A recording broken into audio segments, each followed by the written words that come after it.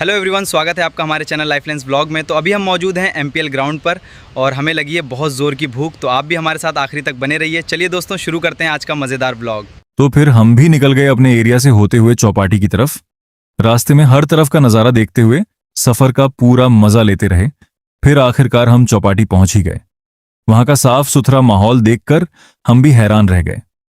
सच कहूं तो चौपाटी का ये नज़ारा देखकर दिल खुश हो गया। हेलो दोस्तों, तो अभी हम आए थे मूंग पकौड़े वाले भैया की स्टॉल पर। फिर हम स्टॉल के अंदर ही बैठ गए मूंग पकौड़ों के इंतजार में। भैया को काफी वक्त लग रहा था और हमें लगी थी बहुत जोर की भूख। आखिरकार इंतजार खत्म हुआ और ये आ चुके हैं हमारे गर्मा गर्म मूंग पकौड़े मिर्ची के तड़के के साथ। फिर हमने लिया इसका एकदम क्लोजअप शॉट। वाह, देखने में ही इतने लजीज लग रहे थे कि मुंह में पानी आ जाए। हमने भी बिना रुके पकौड़े ठूंसना चालू कर दिया। चौपाटी के सबसे फेमस मूंग पकौड़े। सोहेल भाई का तो अलग ही ठूंसना चालू था। पकौड़े काफी स्वादिष्ट थे। वो अलग बात है कि 10 रुपए में ही लिए थे। गरीबी में आटा गीला, कुछ तो मिला, इसीलिए हमने एंजॉय करके खाया और काफी मुंह मटकाया। आसपास के सारे लोग हमें ही देख रहे थे।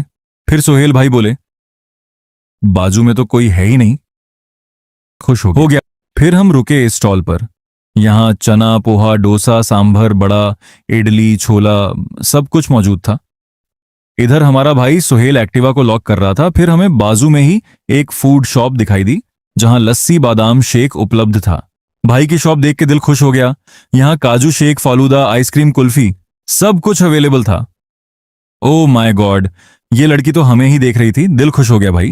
शॉप भी बहुत खूबसूरत तरीके से डेकोरेट की थी। मजा आ गया देख के। तो हम भी क्यों रुके, हमारे मुंह में भी आ गया पानी। हमने भी आइसक्रीम खाना शुरू कर दिया। मजा ही आ गया भाई। हम फिर चौक की तरफ निकल गए। रास्ते में हमें चश्मे की एक दुकान दिखाई दी और हमसे रहा नहीं गया। हमने भी अपनी गाड़ी रोक दी और भाई की दुकान पर चले गए। वहां चश्मों का बहुत अच्छा कलेक्शन देखने को मिला। भाई के पास एक से बढ़कर एक शानदार चश्मे उपलब्ध थे। हमने भी कुछ चश्मे ट्राई किए और हमें तो लग रहा था कि हम किसी हीरो से कम नहीं लग रहे। आखिरकार हमें भी एक चश्मा पसंद आ गया। हम फिर अंदर के रास्तों से होते हुए चौक की तरफ निकल गए। रास्ता काफी छोटा और क्यूट था। चलते चलते रास्ते का मजा लेते हुए हम आखिरकार तवक्कल पान सेंटर गुजरी चौक पहुंच गए। सोहेल भाई काफी बिजी लग रहे थे। शायद ऐसा लग रहा था जैसे अंबानी जी से बात चल रही हो। भाई, यहां का पान नहीं खाया तो क्या खाया। इतना लजीज, मजेदार और स्वादिष्ट पान था कि दिल खुश हो गया। भैया ने हमारा पान बनाना शुरू कर दिया था, लेकिन भाई के पास काफी भीड़ रहती है, इसीलिए हमें भी पान मिलने में काफी देर लगी। इंतजार थोड़ा लंबा था, लेकिन पान का स्वाद ऐसा था कि सारी मेहनत और इंतजार वसूल हो गया। तो फिर क्या, हमने भी पान आते ही खाना शुरू कर दिया। पान खाकर मजा ही आ गया भाई। तो पान के मजे लेने के बाद सोहेल भाई ने हमारी BMW निकाली।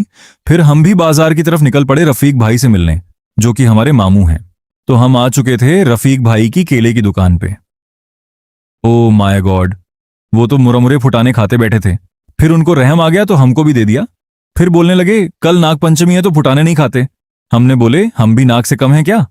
तो हम ठहरे बेशर्म, हमने भी ठूसना चालू कर दिया। पेट काफी भर चुका था, फिर भी हम बकर बकर खाए जा रहे थे। लेकिन हमें क्या पता था कि वहां जाकर एक और झटका मिलने वाला है।